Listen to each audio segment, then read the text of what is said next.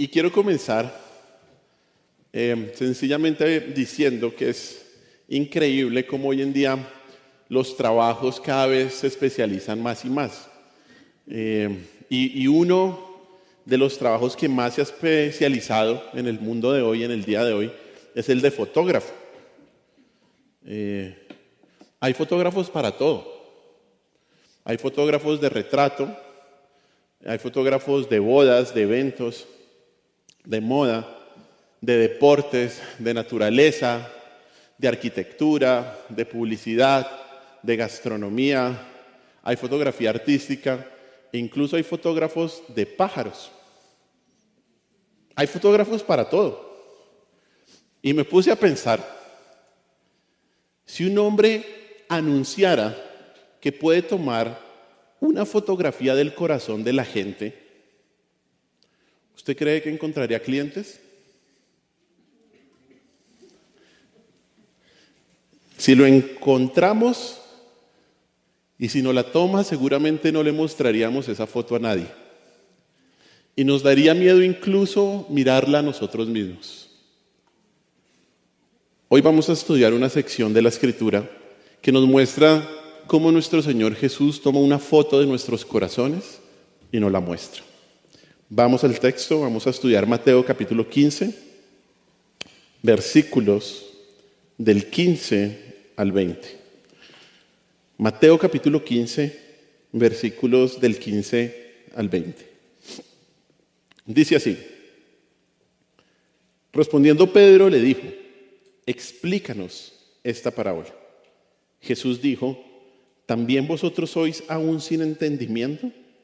¿No entendéis que todo lo que entra en la boca va al vientre y es echado en la letrina? Pero lo que sale de la boca, del corazón sale, y esto contamina al hombre.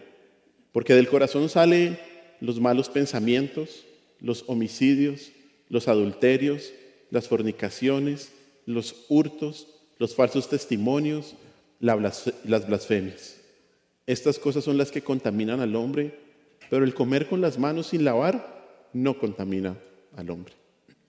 Oremos. Señor, te damos gracias por este día y gracias por tu palabra que nos da siempre una radiografía de quiénes somos, Señor, y de qué necesitamos. Gracias, mi Señor Jesús, porque en este tema tan importante tampoco nos dejaste a la imaginación ni a la especulación. Gracias, Señor, porque aquí podemos ver claramente de dónde vienen no solo nuestro pecado, sino la mayoría de nuestros problemas. Señor, ayúdanos a entender tu palabra como tú la transmitiste. Ayúdanos a no quitarle y a colocarle cualquier cosa, Señor, sino que podamos entenderla como tu Espíritu Santo la inspiraste, para que nosotros podamos comprenderla y podamos sobre todo obedecerla, mi Señor. Ayúdanos a entender lo feo que es nuestro corazón sin ti, mi Señor Jesús. En tu nombre hemos orado, mi Señor Jesús. Amén.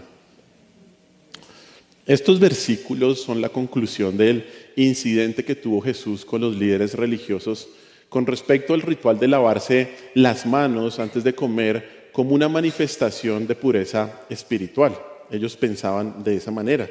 Ellos creían que si una persona tocaba algo que consideraban impuro, como un objeto contaminado, como alimentos prohibidos, como una persona enferma o incluso un gentil, una persona que no era de los judíos, del pueblo de Israel, si ellos comían lavarse las manos habiendo tocado todo esto, entonces esos alimentos que entraban al cuerpo hacían que ellos quedaran espiritualmente impuros.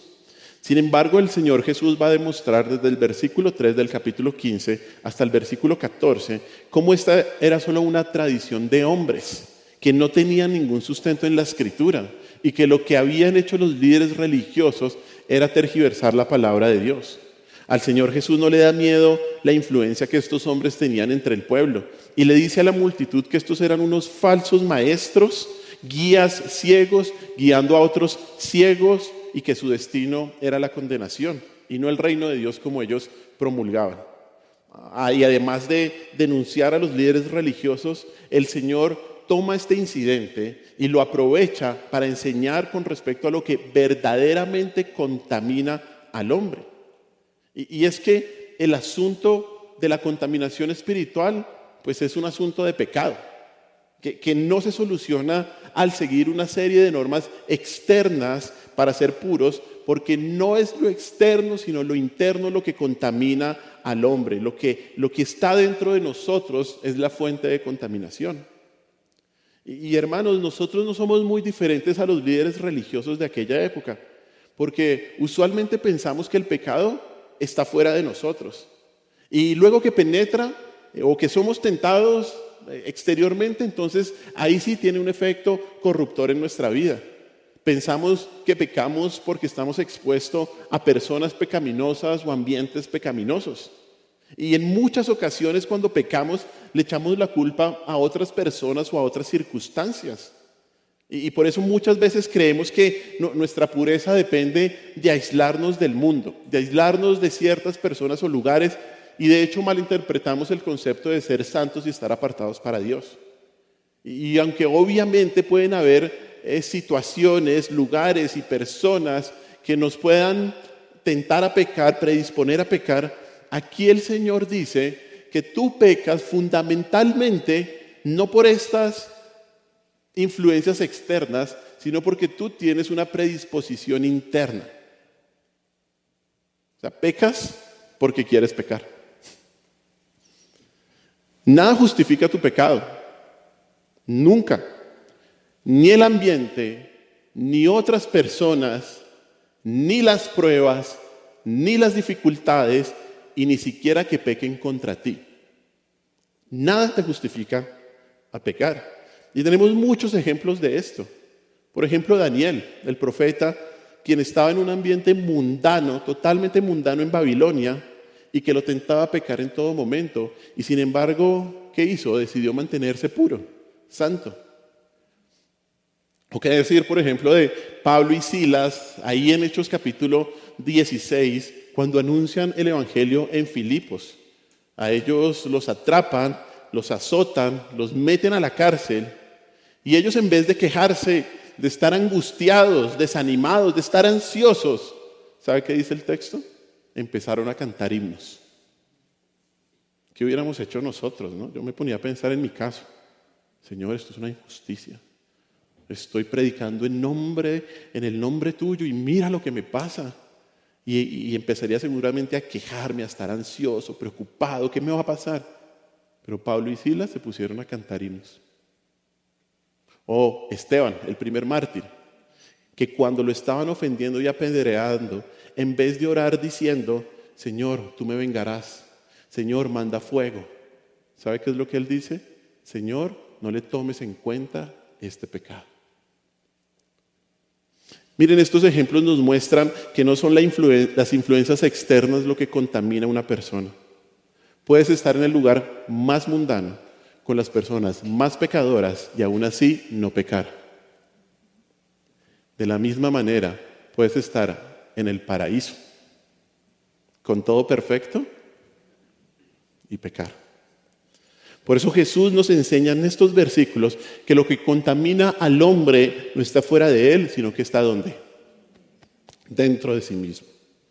Por eso hoy vamos a ver estas dos verdades que debemos entender con respecto a la lucha del pecado para poder ser puros espiritualmente. Dos verdades que debemos entender con respecto a la lucha con el pecado para poder ser puros espiritualmente. Y la primera verdad que debemos entender es que la lucha contra el pecado no es externa. La lucha contra el pecado no es externa. Esta sección comienza con Pedro pidiéndole al Señor, explícanos esta parábola. Dice el versículo 15, respondiendo Pedro le dijo, explícanos esta parábola. Y esto hace referencia al versículo 11 del capítulo 15. Y esta fue tal vez la frase, y la frase versículo 11 dice así, no lo que entra en la boca contamina al hombre, mas lo que sale de la boca, esto contamina al hombre. Esta fue la frase tal vez más ofensiva para los fariseos, ya que estaba amenazando con acabar toda su tradición relacionada con el logro y el mantenimiento de la pureza espiritual.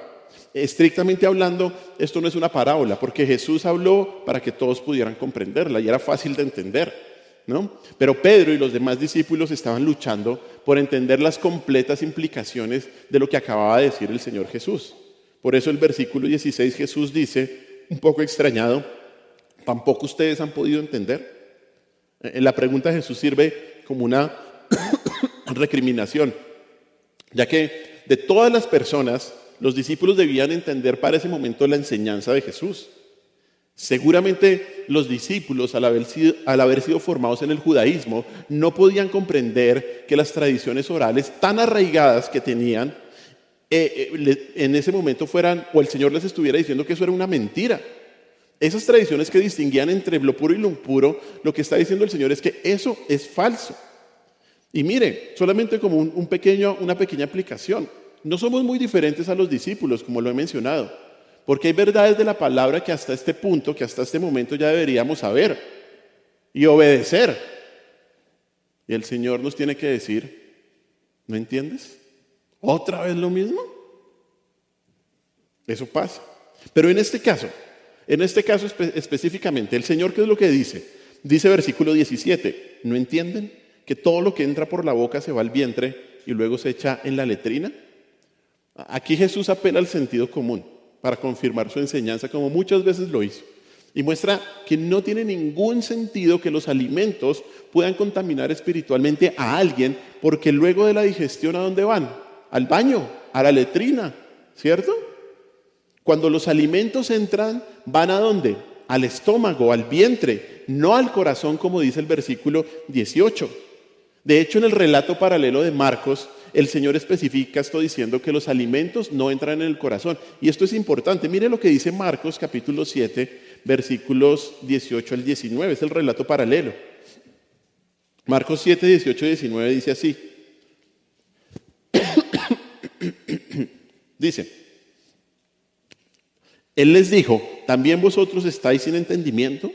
¿No entendéis que todo lo de afuera que entra en el hombre no le puede contaminar? Porque, escuche bien 19, porque no entra en su corazón, sino en el vientre y sale a la letrina. Esto decía, haciendo limpios todos los alimentos, ¿no? O sea, y aquí es importante la aclaración de Marcos. No la vemos en Mateo porque básicamente Marcos es escrito a un pueblo gentil. Los gentiles tenían que saber que no era pecado comer lo que ellos comían. Pero entonces aquí es importante para nuestro estudio entender esta implicación que hay aquí, esta distinción importante, porque el estómago es un simple órgano digestivo que no tenía ninguna connotación espiritual. Sin embargo, el corazón de una persona define su misma esencia. Los alimentos no afectan el corazón de una persona y por lo tanto no pueden ser contaminados por ellos. El punto de Jesús es que las regulaciones externas, cualquiera que sea, no tienen ningún tipo de virtud ni ayuda para mantener la pureza de una persona.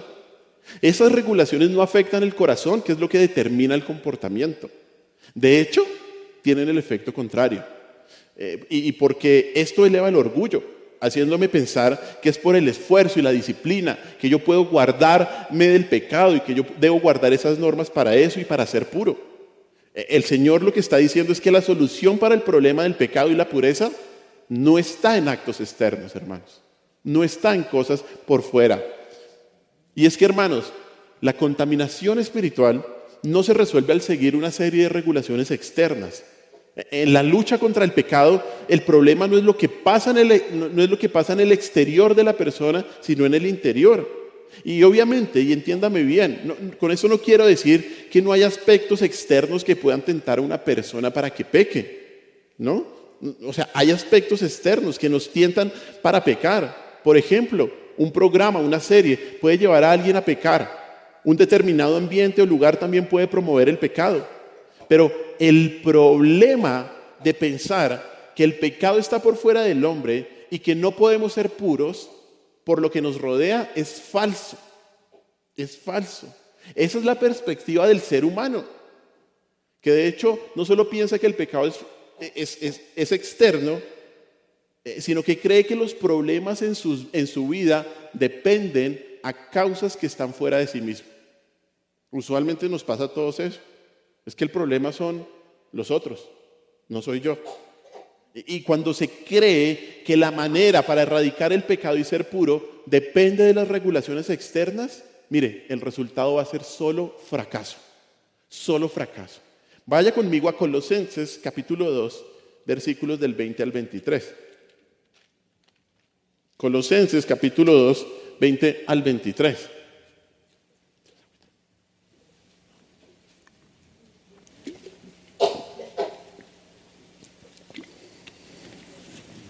Mire lo que dice Colosenses 2, 20 al 23. Dice así: pues si habéis muerto con Cristo en cuanto a los rudimentos del mundo, ¿por qué como si vivieseis en el mundo os sometéis a preceptos tales como no manejes, ni gustes, ni aun toques, en conformidad a mandamientos y doctrinas de hombres, cosas que todas se destruyen con el uso? Y mire el 23. Tales cosas tienen a la verdad cierta reputación de sabiduría en culto voluntario, en humildad y en duro trato del cuerpo. Y escuche bien, pero no tienen valor alguno contra los apetitos de la carne. Resulta que a Colosenses se había metido unos falsos maestros que estaban diciendo que había que seguir una serie de regulaciones. Y usted lee sobre todo el capítulo 2 de Colosenses y usted ve ahí que estos falsos maestros les estaban diciendo que para ser puros, que para alcanzar un cierto nivel de espiritualidad había que hacer cierto tipo de cosas y seguir ciertas normas que ellos mismos establecían, que no estaban en la palabra de Dios. Y Pablo lo que empieza a hacer ahí es a desenmascarar la enseñanza de los falsos y menciona algunas reglas que ellos promovían, como ahí dice en el versículo 21, dice preceptos tales como no manejes, ni gustes, ni aun toques. Estas prohibiciones muestran una preocupación por los aspectos exteriores, ¿no? Ponen el énfasis en lo exterior, en donde se piensa que si una persona se restringe de hacer ciertas cosas, puede tener éxito en su desarrollo espiritual y en su lucha contra el pecado. Este tipo de normas no vienen de Dios, sino que están en conformidad, como dice ahí el versículo 22, están en conformidad ¿con qué? Con mandamientos y doctrinas de hombres. Y por eso, todas estas cosas, dice ahí, todas se destruyen con el uso. Todo eso se destruye, todo eso no es eterno, no vale la pena. Y eso significa que esas normas no tienen el poder de restringir el pecado. No tienen esa capacidad de restringirlo permanentemente. Puede que por un momento la persona deje de pecar, pero debido a que su fuente no es el poder de Dios, sino el esfuerzo humano y las regulaciones de los hombres, esto aleja a la persona de Cristo y le hace pensar incluso que puede vivir sin Él. Y en vez de que su pecado sea resuelto, ¿qué es lo que pasa? Se acrecienta, se vuelve un fariseo incluso dentro de la iglesia. Y esto es lo que Pablo concluye en el versículo 23 y dice que estas reglas tienen ¿qué? La apariencia de ser como efectivas. Dice versículo 23 Colosenses 2. Tales cosas tienen a la verdad cierta reputación, ¿no? De sabiduría, dice ahí, en culto voluntario, en humildad y en duro trato al cuerpo. ¿No? Pablo dice que estas normas, a la verdad, no tienen ningún valor alguna contra los apetitos de la carne. Miren, estas normas parecen sabias, pero son necias. Parece que da la humildad a una persona, pero realmente lo que está mostrando es su puro orgullo. Realzan el orgullo humano. Estas normas no son efectivas, no tienen valor alguno y esa es la conclusión contra los apetitos de la carne, contra el pecado. ¿Por qué? Porque el problema de la contaminación, ¿dónde está? No es externo, no es externo. De nada sirve cambiar lo exterior si el interior no ha sido transformado. De nada sirve. De nada sirve, hermanos. Y debemos tenerlo claro. Y algo más también para decir en este punto. Es que, como lo mencioné, no solo creemos que el problema del pecado es externo, sino que también creemos que el problema de nuestros problemas es ¿qué? Externo. Depende de otros y de otras situaciones. Creemos que los problemas en nuestras vidas se deben a otras personas, ¿no? ¿Usted no le echa la culpa a la gente? Es que si usted fuera así, yo no sería así. Le echamos la culpa a las personas, a las acciones, a la fila que tengo que hacer. Es que es el colmo que esta gente haga esto y qué burocracia. Le echamos la culpa a circunstancias que escapan de nuestro control e influencia. Culpamos de hecho al pasado. Como esa mentirita de la sanidad interior, ¿no? Que no es bíblica. Culpamos a otras personas. Culpamos al trabajo. Culpamos a una enfermedad. Culpamos a un desbalance bioquímico. El gluten. Me pone así. Y pensamos que si pudiéramos cambiar las circunstancias, entonces mejoraríamos, ¿no? Usualmente pensamos eso. Si tuviéramos un mejor trabajo, si tuviéramos un cónyuge más piadoso, si tuviera hijos más obedientes, si tuviera una mejor salud, mayores ingresos, o si viviera por fuera de la ciudad, ahí sí sería feliz y pleno. Mis problemas se resolverían. Entonces, ¿qué es lo que hacemos? Invertimos mucho esfuerzo en intentar cambiar las situaciones y a las personas que nos rodean, pensando que eso nos brindará la solución que tanto necesitábamos. Y eso, hermanos, es pecado. Y muestra lo que hay en nuestro interior. ¿Y sabe por qué?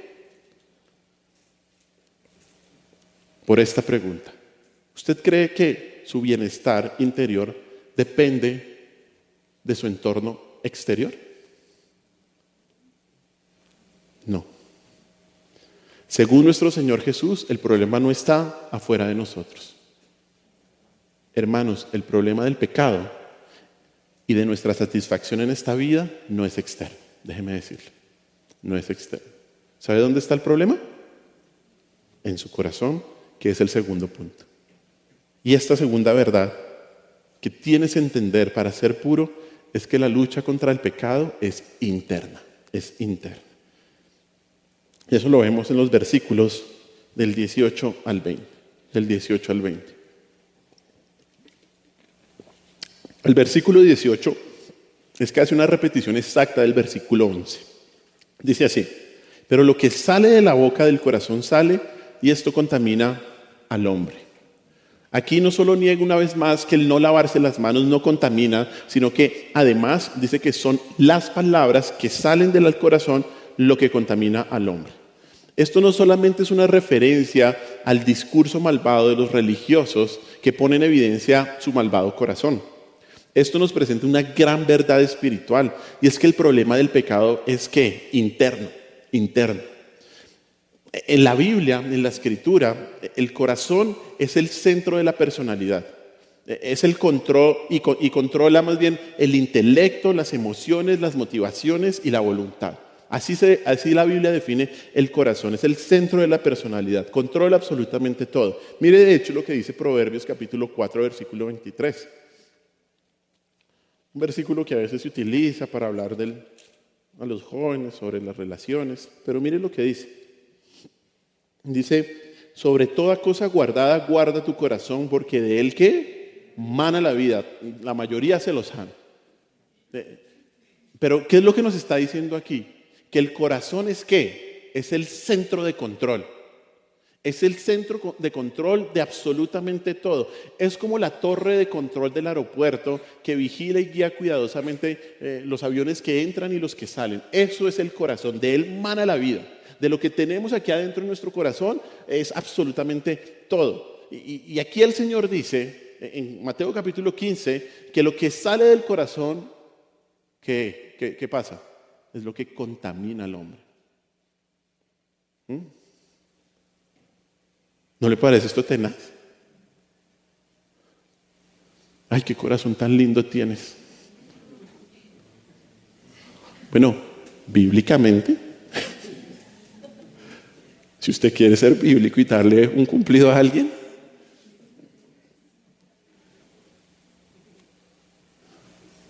el pecado comienza en el corazón. Esa expresión, lo que sale de la boca, está en tiempo presente, en la gramática. ¿Y qué describe? Que lo que sale continuamente. Siempre. Describe el mal como algo que surge continuamente. Y esto nos muestra una verdad muy importante que debemos tener claro los creyentes, que la fuente de pecado, que la fuente de maldad está en el mismo núcleo del ser humano. Mire lo que dice Génesis 6:5. Génesis capítulo 6, versículo 5.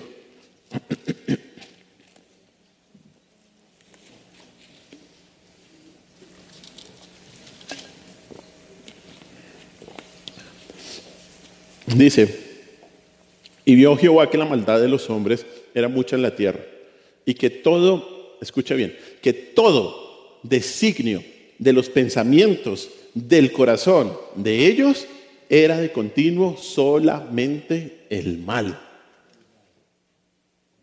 ¿Qué dice ahí?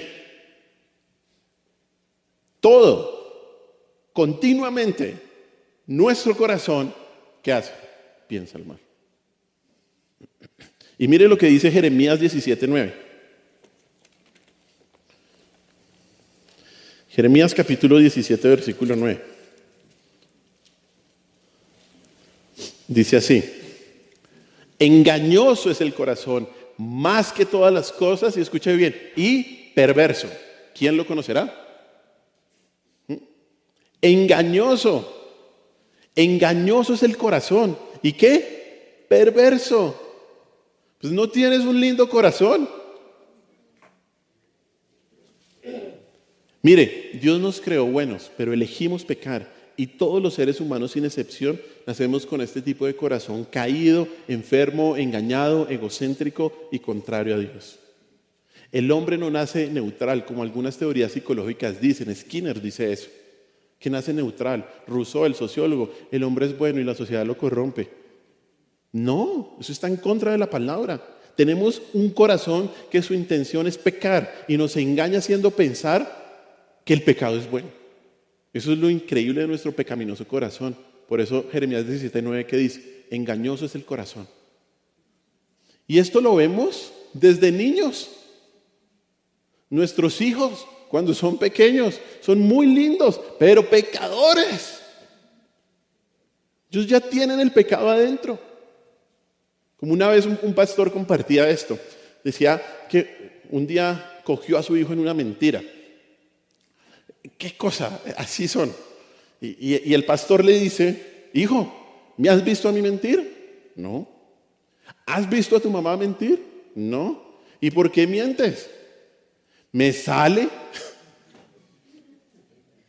¿Me sale? Pero mire, este corazón va creciendo y lo vemos manifestado en muchas áreas de nuestra vida, ¿cierto? Por ejemplo, el descontento que a veces tenemos. Es muy fácil estar descontento con las posesiones materiales que tenemos, con el empleo que Dios nos ha dado, con las relaciones familiares o las amistades que tenemos, con el lugar donde vivimos o con muchas otras cosas.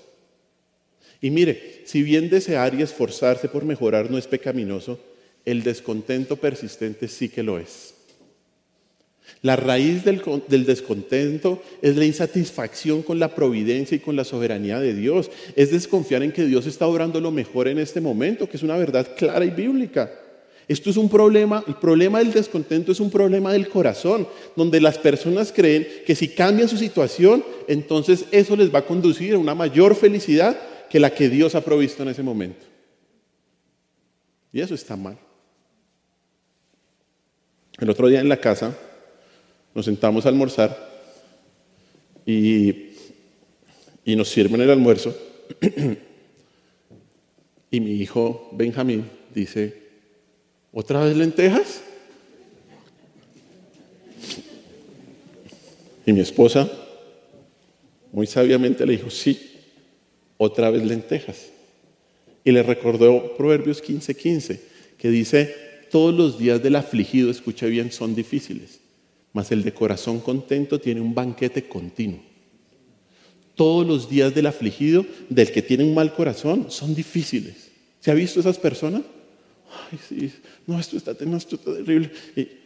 Pero el del corazón contento, que tiene un banquete todos los días.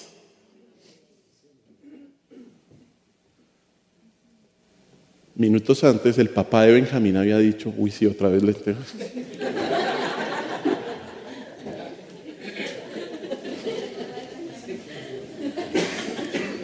Ay, coma callado. Qué ricas estas lentejas. Gracias. somos, así soy, así soy. El de corazón contento tiene un banquete todos los días, hermanos. Otro ejemplo muy común es la ira. Cuando una persona peca con ira, lo hace porque hay un deseo por algo, ¿cierto? Incluso algo que piensa que es justo, pero ese deseo se vuelve pecaminoso, de alguna manera. Y cuando el deseo no se cumple, se emite un juicio interno, se hace una evaluación de lo que está mal. Entonces no se ejerce autocontrol y la ira interna se expresa con actos y con palabras hirientes. Y no es que este me hizo pecar, o este me hizo airarme, o que mi esposa me hizo responderle con 3 piedras en la mano. No, es que la ira ya estaba acá, y la ocasión le dio una oportunidad. Pero la persona irada, ¿qué hace? Justifica su enojo, y se aísla de la persona o de la situación con la que está enojada. Y la ira, ¿sabe de dónde se deriva? Del orgullo, de la falta de humildad con los demás. Su origen además es la falta de confianza en Dios, de querer hacer su propia voluntad en vez de aceptar lo que Dios está haciendo. Miren, así podríamos pasar por cada pecado y ver que el origen del pecado es mi corazón. No son situaciones externas que le sucedan a personas que lo predispongan a pecar. Todos los problemas del mundo no introducen el pecado. Escúcheme bien. Todos los problemas que usted tiene en el mundo no introducen el pecado, los sacan a la luz. Los sacan a la luz. El pecado siempre procede y tiene su origen en el interior, permanece en el corazón y produce toda clase de impureza y muerte y espera la oportunidad para salir. La verdadera suciedad y la contaminación están dentro y es invisible, pero se manifestará si no se actúa con la palabra. Ya voy a eso. Spurgeon dijo lo siguiente. Este hombre, buen pastor y con frases muy profundas, dijo esto. El pecado no es una mancha de barro en el exterior del hombre, es una inmundicia generada en su interior. El pecado no es algo que nos aflige como ladrones, irrumpiendo en nuestra casa de noche, sino que es un inquilino del alma que habita en nosotros como en su propia casa. Eso es el pecado. No es una mancha externa, es una inmundicia interna. Hermanos, el corazón es malvado y es allí en donde sale el pecado que contamina al hombre. Y aquí en el versículo 19, vuelva a Mateo capítulo 15, Jesús muestra cómo se manifiesta la maldad del corazón al nombrar ciertos pecados. Miren lo que dice el versículo 19, dice así, porque del corazón ¿qué? Salen los malos pensamientos, los homicidios, los adulterios, las fornicaciones, los hurtos, los falsos testimonios o las blasfemias. Aquí vemos al corazón como una raíz, ¿cierto? Y al pecado como el fruto de esa raíz que es corrupta, que da una cosecha horrible, despreciable y destructiva. Y los pecados que se mencionan aquí en el versículo 19, si usted mira bien y si usted se fija bien, están en plural, ¿no? Los malos pensamientos, homicidios, adulterios. ¿Y por qué digo esto? Porque esto indica que obviamente estos no son todos los pecados existentes, sino que representan categorías o clases diferentes de tipos de pecado. De hecho, podríamos agrupar estos pecados que se nombran aquí en 3 áreas específicas, que son pecados en el pensamiento, en las acciones y en las palabras. Ahí lo define todo. Pensamientos, acciones y palabras nos muestra aquí. Si usted ve en primer lugar, el corazón pecaminoso se manifiesta ¿en qué? Dice ahí en los malos pensamientos, ¿no? El versículo 19 dice, porque del corazón una vez más salen. Y esos malos pensamientos no son solo ideas aleatorias que surgen en la mente, sino que reflejan el razonamiento cuidadoso y profundo de la mente caída, carnal y pecadora. Todo pecado está pensado, hermanos. Eso es lo que nos está diciendo acá. Rápidamente o toma un poquito de tiempo. Pero mire, aquí dice que del corazón salen una vez más. Esto implica que nuestra mente depravada continuamente tiende a pensar pecaminosamente. Además, la palabra pensamientos también se puede traducir o implica los deseos. Y es una categoría amplia que incluye pecados como la ira, la avaricia, la preocupación, la lujuria, el odio o el juicio hipócrita incluso. Todo este tipo de pensamientos en contra de la palabra están ahí metidos. Y obviamente los malos pensamientos están antes de las acciones, porque muchas veces estas se materializan, aunque no es necesario que se materialicen para que ya sea pecado. Miren la segunda categoría de pecados que hay aquí, son las acciones. El corazón pecaminoso se manifiesta en las acciones. El versículo dice porque del corazón salen homicidios, adulterios, fornicaciones y robos. El homicidio es una referencia al sexto mandamiento y no se trata solamente de matar físicamente a alguien. Según la palabra, una persona comete homicidio cuando es llevado ¿por qué? Por la ira, por el odio, por la malicia, por el deseo de venganza. Ahí una persona está cometiendo homicidio. Entonces, involucra mucho más. Luego menciona el adulterio y la fornicación. Y estos son dos términos que se refieren a la inmoralidad sexual y hacen referencia al séptimo mandamiento, En el griego esa palabra adulterio es como una subclase de la palabra porneia, que es fornicación, de donde viene la palabra pornografía. Y específicamente el adulterio se refiere a la inmoralidad sexual dentro del matrimonio. La fornicación no es solamente tener relaciones sexuales antes del matrimonio, sino que abarca cualquier tipo de inmoralidad sexual. Cualquier tipo de inmoralidad sexual. Se refiere al exceso sexual, a la indulgencia en todo tipo de relaciones sexuales extramatrimoniales, ilegales, antinaturales o mentales. Hoy en día eso está terrible, la pornografía y todo lo demás que hay, ¿no? Todo esto está aquí. Pero además, mire otro pecado. Estamos homicidios, adulterios, fornicaciones, los hurtos, el robo. Esto se refiere al octavo mandamiento. Y se define como, ¿cómo definimos el robo? Se define como tomar la propiedad de otra persona sin su permiso. Tomar la propiedad de otra persona sin su permiso. ¿Qué es robar entonces? Cualquier acto que tome lo ajeno contra la voluntad del dueño, ¿no? Incluyendo el robo físico, el fraude, el engaño, la mentira o el abuso de confianza.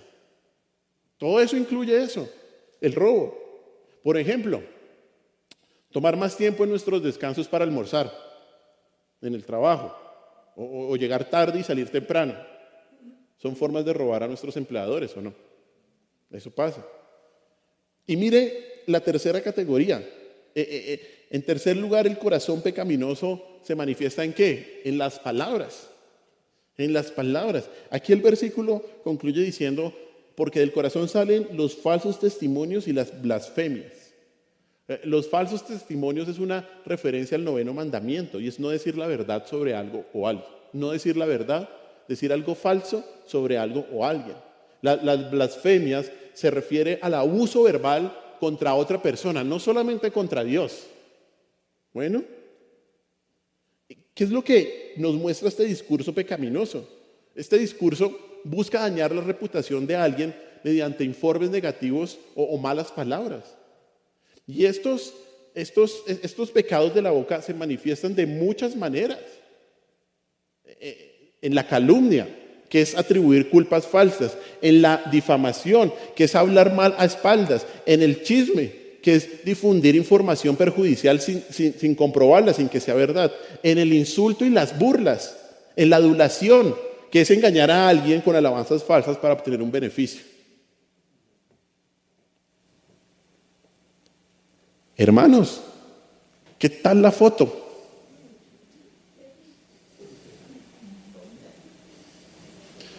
Esta serie de pecados de pensamiento, acción y palabra indica que el corazón es la fuente de la corrupción, que toca cada aspecto de la vida del pecador, cada aspecto. Este es el verdadero problema del hombre. Y Jesús lo pone al descubierto. Y lo repite al finalizar esta sección, versículo 20. Una vez más dice, estas cosas son las que contaminan al hombre, pero el comer con las manos sin lavar no contamina al hombre. Jesús concluye con una implícita exhortación a poner atención a las cosas que son verdaderamente importantes en vez de ponerle las trivialidades rituales de las tradiciones de los hombres. Nuestro problema no son las influencias externas, no. Lo que contamina al hombre proviene ¿qué? De un corazón sucio. no de las manos sucias. Lo que necesitamos es que Dios, ¿qué? Limpie nuestros corazones, no que nos lave las manos. Eso es lo que necesitamos. Hermanos, debemos reconocer esta verdad. Debemos reconocer que el mal reside en nosotros, reside en nuestros corazones. Debemos reconocerlo.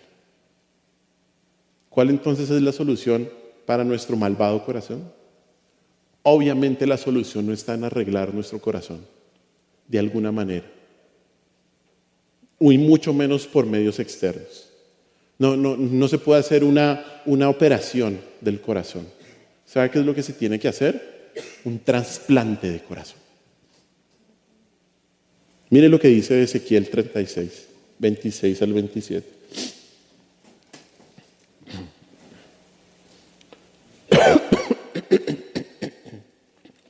Ezequiel 36, 26 al 27.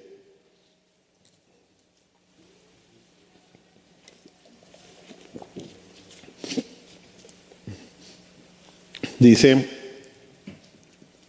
y esta es la promesa del nuevo pacto. Esta es una promesa maravillosa que se va a cumplir en Pentecostés con el derramamiento del Espíritu Santo. Dice Ezequiel 36, 26, os daré corazón nuevo y pondré espíritu nuevo dentro de vosotros y quitaré de vuestra carne el corazón de piedra y os daré un corazón de carne y pondré dentro de vosotros mi espíritu y haré que andéis en mis estatutos y guardéis mis preceptos y los pongáis por obra. ¿Qué necesita el hombre? ¿Reglas? No. Lo que necesita el incrédulo es un corazón nuevo. Un corazón nuevo. Solamente mediante el sacrificio de Cristo, recibido por la fe, arrepintiéndose de los pecados, puede un hombre realmente ser purificado y tener un nuevo corazón. Solamente de esa manera podemos tener. Y no hay que hacer lista de espera. No hay que hacer lista de espera. El Señor, a todos aquellos que van con la fe en Cristo como Señor y Salvador, a todos aquellos que se arrepienten de sus pecados, les tiene listo un nuevo corazón, porque el hombre necesita un corazón nuevo. Por eso cuando una persona llega a la fe en Cristo, es hecha nueva creación. Segunda de Corintios 5, 17 dice, de modo que si alguno está en Cristo, ¿qué? Nueva criatura es. Juan capítulo 3 nos habla de la regeneración, el nuevo nacimiento que tienen los que han aceptado a Cristo como Señor y Salvador. Mire, Jesús no arregla tu corazón, Jesús te reemplaza el corazón, porque eso es lo único que necesitas, te lo reemplaza. Ahora, ¿significa que el creyente no peca? No. Si no, evalúes esta semana. Mire, aunque tenemos un corazón nuevo los creyentes, aunque tenemos un corazón regenerado, no significa que la lucha contra el pecado se haya acabado. Y esto porque la Biblia nos dice que tenemos una naturaleza pecaminosa que solo será erradicado hasta que nos encontremos con Cristo. Mire lo que dice el apóstol Pablo, Romanos capítulo 7, versículos del 21 al 25. Romanos 7, 21 al 25.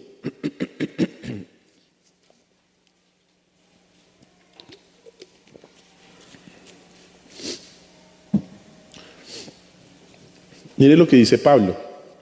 Dice ahí Romanos 7, 21. Así que queriendo yo hacer el bien, hallo esta ley. Escuche, que el mal está en mí. 22.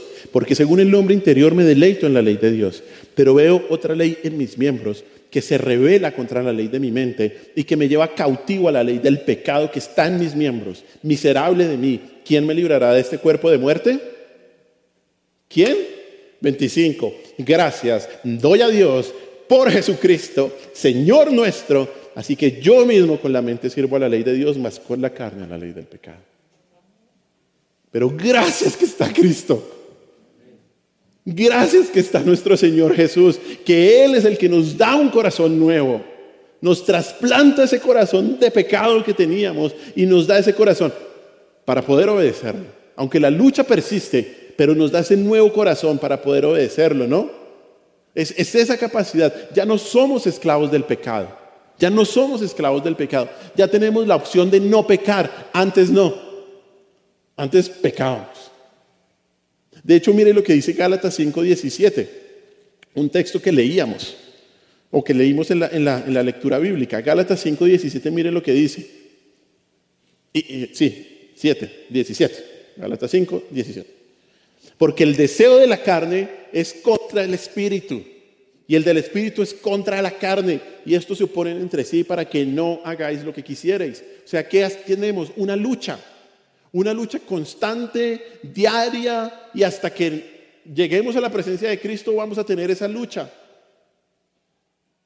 Es una lucha que tenemos. Todavía nuestro corazón nos engaña.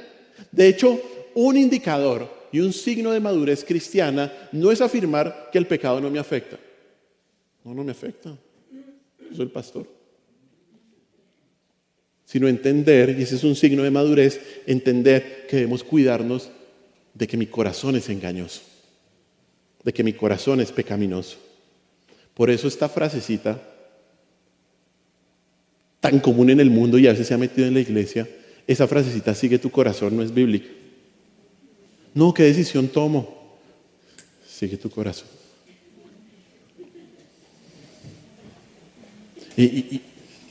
No, si tienes paz, perdón.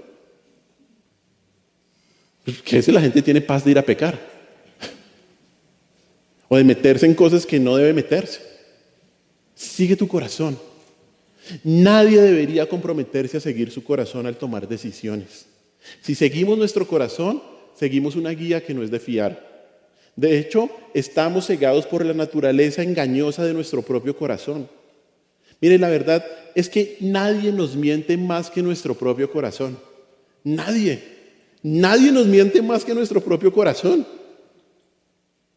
Si nuestros corazones son brújulas, no nos dicen la verdad.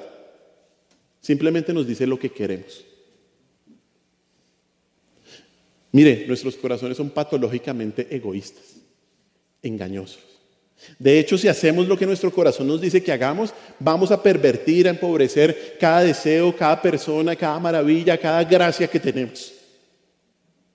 Entonces, aunque su corazón trate de pastorearlo, no lo siga.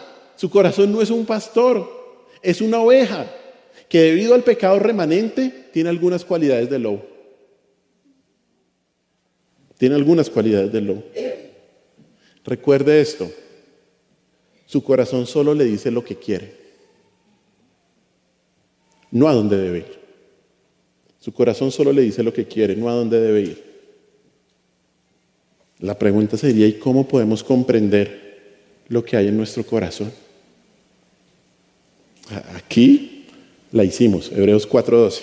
Bueno, no nosotros, el Señor.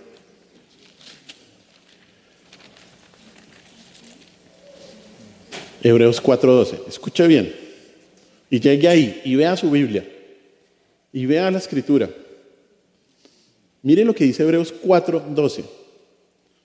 Péguese, si no tiene Biblia, péguese el que está al lado. Vea la Escritura. Escuche.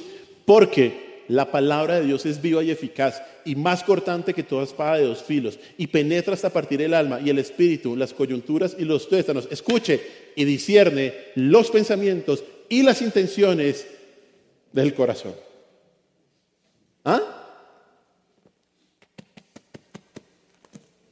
Esta no me la quitan para ningún lado, porque es lo único que me dice lo que hay en mi malvado corazón. La palabra es la que nos ayuda a discernir los pensamientos, las intenciones del corazón. Y obviamente esto no quiere decir que tu corazón siempre esté mal.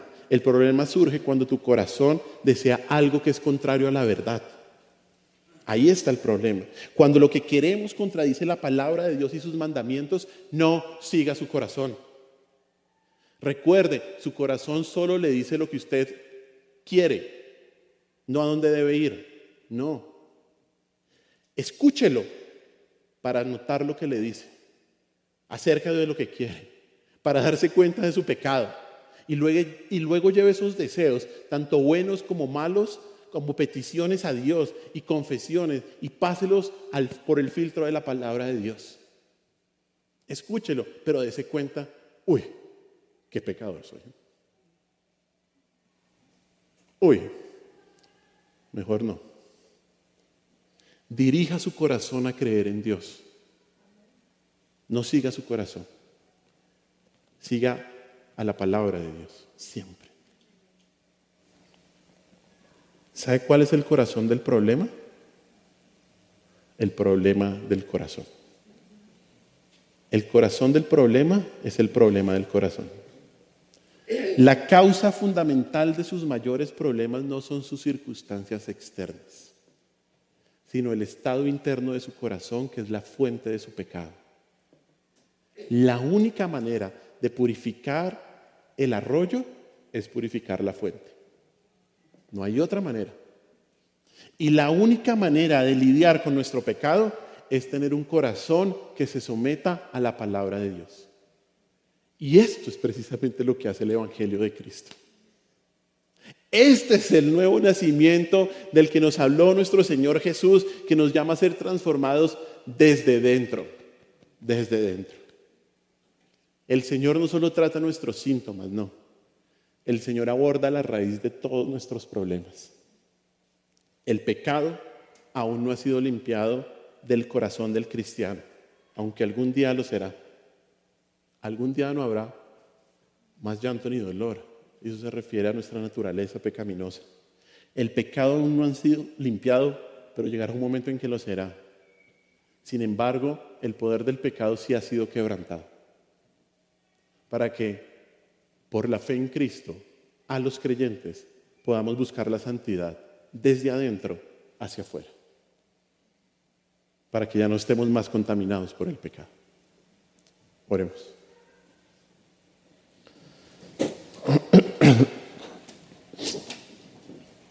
Señor, yo te doy muchas gracias por tu palabra y por esta precisa radiografía, esta precisa foto de lo que hay en nuestro corazón. Señor, ayúdanos a entender esta verdad. Ayúdanos a entender, mi Señor Jesús, que nuestro corazón, aún contigo, todavía tiene esas influencias pecaminosas. Y ayúdanos a entender lo engañoso que puede ser nuestro corazón en todo sentido y a ver cómo esos pecados, Señor, que tenemos es un problema de corazón. Y la única manera de resolvernos es yendo ante ti, Señor, a pedirte en arrepentimiento, Señor, que realmente renueves nuestro corazón, que tu palabra, Señor, traspase nuestro corazón, Señor, nos muestre las intenciones, los pensamientos, que nos duela, Señor, tu palabra, porque tu palabra, Señor, es la que hiere, pero también la que sana, Señor, porque lo único que nos hace libres es tu verdad, Dios. Lo único que nos purifica es tu verdad. Santifícanos en tu verdad. Tu palabra es la verdad, Señor. Líbranos del pecado, porque solamente al conocer la verdad nos hace libres, mi Señor Jesús. Gracias por tu palabra y gracias por darnos cuenta de esto, Señor. Por mostrarnos esto, Dios. Ayúdanos a entender que el problema de la contaminación no es externo, que el problema de nuestros problemas y de nuestra satisfacción en esta vida no está por fuera de nosotros. Incluso en las peores circunstancias, Señor, incluso cuando pecan contra nosotros, Señor, ayúdanos a entender que la satisfacción en nuestra vida está y depende de ti solamente, Señor, de tener un corazón limpio y puro delante de ti, mi Señor Jesús. Y yo te pido, mi Señor, que si en este lugar hay una persona que todavía no le has hecho un trasplante de corazón, que esa persona entienda que su corazón no tiene solución, sino va en arrepentimiento a ti, a pedirte perdón, Señor, a decir que por la fe cree en tu sacrificio y a que tú le des ese corazón nuevo. A que esa persona entienda su maldad interior, Señor. Esto no se trata de echarle la culpa al lado, ni a mis circunstancias. esto es conmigo, Señor. Y yo te pido que en tu misericordia, tú hoy, Señor, hagas esos trasplantes y que podamos ser confrontados con esta enseñanza de tu palabra. Te doy muchas gracias, mi Señor Jesús. Y en tu nombre hemos orado. Amén.